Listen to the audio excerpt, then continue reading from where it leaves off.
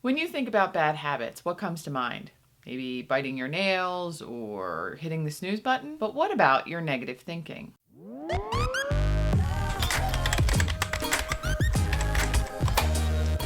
Hey everybody, and welcome back to my channel where you are what matters. Today we're going to be talking about how to break those negative thought habits. And remember, if you want to increase your productivity, boost your motivation, and reduce your overall stress, then get started now by hitting the subscribe button below. So when you think about habits, you're probably not thinking about what you're thinking about. You're thinking about what you're doing as part of the habit, like hitting the snooze button or biting your nails. But the fact is that all habits start out as thoughts, they just don't always get outside of your brain to become an action. So in order to understand how you're going to break your negative thought habit, you need to understand how a habit actually works. A habit has 3 parts. And in a regular habit, you have the ability to change one of these 3 parts in order to break the habit or turn it into a better one. The first part of the habit is the trigger, and the trigger is what sets off the whole action that you normally think of as the routine. So if we're talking about biting your nails, it's likely that your trigger is something like being bored or being nervous, and every time you have those feelings, that causes you to bite your nails. Oftentimes, if you're able to remove the trigger, then you are able to stop the habit. You'll know that you've hit the trigger if you find that you're craving whatever your reward usually is. For example, I had a friend who used to take her kids out to Chick-fil-A after every ice skating lesson. And she said to me at lessons one day that she was craving Chick-fil-A. It was because her trigger was coming to the rink for the lessons, and her body was telling her that it was time to do the routine of picking up the Chick-fil-A so that she could get the reward of picking up Chick-fil-A. So if after dinner every night you sit down and watch TV with a big bag of Hershey Kisses, then if you sit down without those Hershey Kisses to watch the TV, your brain is going to make you start craving the chocolate. And now you know that your trigger is this action of sitting down and watching TV after dinner. When it comes to a physical habit, usually there is a way to remove the trigger. If, for example, the trigger is you sitting down to watch TV after dinner and you stop sitting down and watching TV after dinner, it's likely that you will never trigger the desire for the chocolate. Same thing happens if my friend stops taking her kid to ice skating lessons. She's not going to have that trigger of going to the rink and then desiring to go to Chick-fil-A afterwards. Taking away the trigger is actually a really effective way of breaking a habit, because if you never have the trigger, then you never crave the reward. The problem is that with thought habits, we usually can't get away from the trigger. It's literally in our brain, so there's no just not going to ice skating lessons or not watching TV after dinner. My struggle, for example, with negative thinking was that my trigger was that I was tired.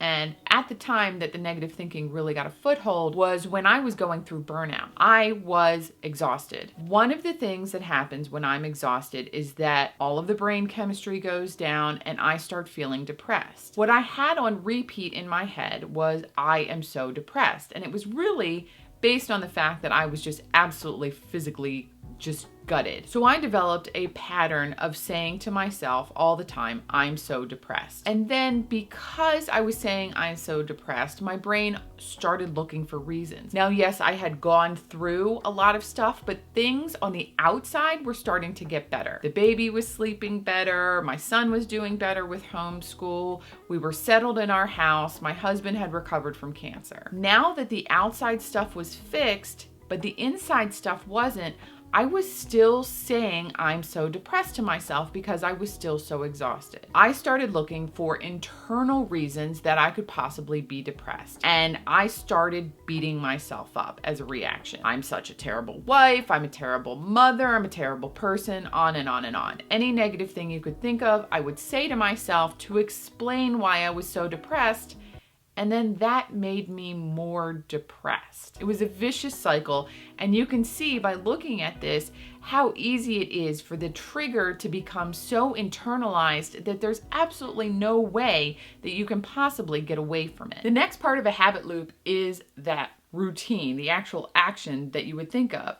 But let's stop for a second and talk about the reward, because without a reward, we do not have a habit loop. The reward can come in a whole bunch of different ways, but usually it's pretty obvious, and oftentimes the actual routine itself leads to the reward. For example, your trigger could be seeing the coffee pot, and then your routine is making coffee, and your reward is getting to drink the brown nectar of the gods. If you take away the reward when it comes to making a habit, you are not going to get a well-formed habit. The reward is essential in the habit creation process, because the whole thing is that the trigger creates a craving for the reward, which causes you to do the routine. The thing is that the reward in a negative thought habit is not something that you can take away. You're probably thinking, what the hell? How can beating myself up and making myself feel awful with negative thinking possibly be a reward? What you're getting out of it has to do with evolution. Our brains have what's called a negative bias, and that is a tendency to remember the negative things very well and to dwell on them. For example, let's say that you are writing for a journal and you submit 3 articles to different journals, 2 get accepted and 1 gets declined. Which one do you think your brain is going to be focusing on? Now, you would think, since you had twice as many articles accepted as you had declined, that the joy of having those accepted would outweigh the negativity that comes from having an article declined.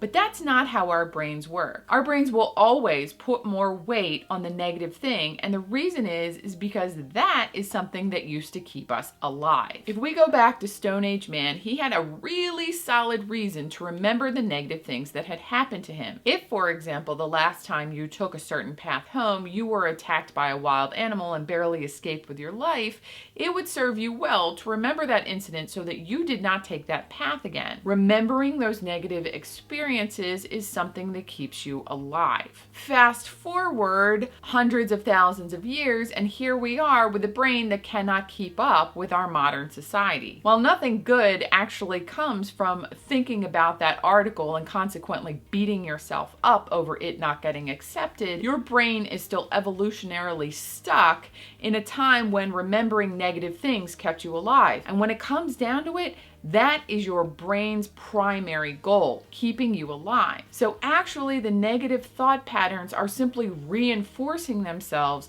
because your brain is just trying to keep you alive. So while that doesn't really sound like much of a reward, it is a reward in the fact that your brain is completing a function that it believes is in your best interest. As I said earlier, in a normal physical habit, you would theoretically be able to either take away the trigger or take away the reward and be able to break the habit. However, like I talked about with the nail biting, sometimes there's just no way to take away the trigger, and sometimes the routine itself is the reward. For example, in the nail biting, you're probably not going to be able to ever take away boredom or nervousness, which is what is causing you to bite your nails.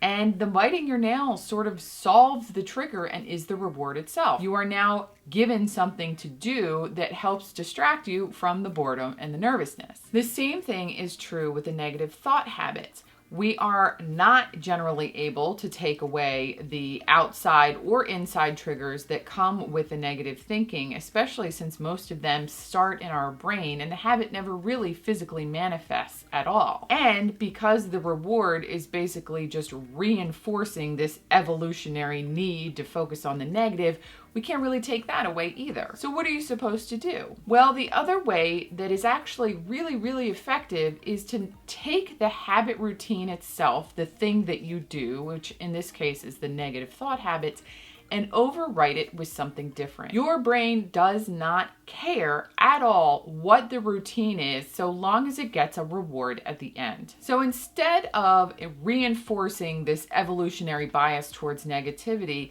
let's change the negative thoughts into positive ones, which will then boost your positive brain chemistry and make you feel better, which is a way better reward than just reinforcing something that your brain was going to do anyway. When it comes to negative thinking, you have a step before actually changing the physical routine, and that's actually noticing the negative thoughts. Because as I said earlier, sometimes the negative thoughts are the trigger for the negative thoughts. So you need to notice when those are happening. because it's really, really easy for us to go down the road of talking to ourselves really, really poorly without actually realizing what we're saying to ourselves. I noticed that the negative thoughts tend to come in those little spaces when I didn't really have anything specific that I was thinking about. And like I said, my brain was really foggy, and so there were a lot of times when I would just lose my train of thought, when I didn't really have anything specific that I was focusing on, and I'd get kind of hazy. And that was when the negative thoughts would come up to sort of fill the space. It was like something for my brain to do when it couldn't do anything else. By noticing the thoughts themselves and also noticing when you are most likely to have those thoughts, you are getting a step ahead of them, because it's pretty much impossible to change a set of thought habits if you're not able to notice when it's happening. The whole method behind this is being able to rewrite the things that you're saying to yourself. And you want to get to that rewriting process as fast as you can once the thought habit pattern starts. So the method here is simple. Once you have noticed that you are saying negative things to yourself, then you simply stop and rewrite. You need to come up with something, a mantra or something very easy for you to remember, an affirmation that's short that you are able to use to overwrite those thoughts. If you notice all of your thoughts are centered around your self-worth, you're a bad person, you're a bad wife, you're a bad mother, whatever, find something that is the opposite of those thoughts. I am worthy. I am a good person. Whatever registers with you. Make it something personal and make it something that you feel good about. Something that you're going to want to continue to say to yourself that will improve the way that you feel about who you are. Now that you're noticing the thoughts and you have an affirmation to overwrite these negative thoughts with, it's time to get to work. Every time you notice that negative thought coming up, you're going to need to rewrite it. So you say to yourself, I'm a bad mother. You stop yourself and you go back in with your positive affirmation. And then you're just gonna do this every single time you are having those negative thoughts. I found that it's actually helpful to physically stop what I'm doing if you can, like don't just stop in the middle of the highway or something, but if you can physically stop what you're doing so that you can focus completely on rewriting that thought, it is very helpful because it brings your attention to the intent of positive thinking. You are actively working towards the positive thinking. This is gonna feel really friggin' weird the first few times that you do this. It's gonna feel forced and contrived and maybe even like you're lying to yourself because you have yourself so convinced of that negative thought pattern that it's really difficult to believe yourself when you're telling yourself something positive. But the more that you do it, the more you will believe it, the more that it will become easier,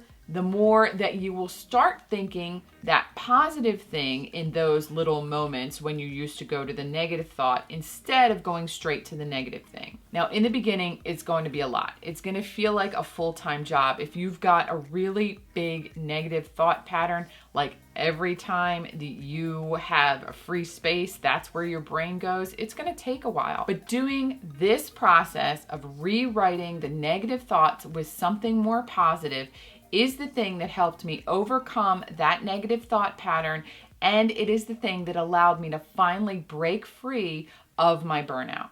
Hey, thanks for watching. I hope you enjoyed this video. If you did, make sure to hit the like button. It helps me get this video in front of more people that need it. And if you want more videos about increasing your motivation, boosting your productivity, and reducing your overall stress, hit the subscribe button too. Don't forget to check out the description box below for more resources about stress and burnout.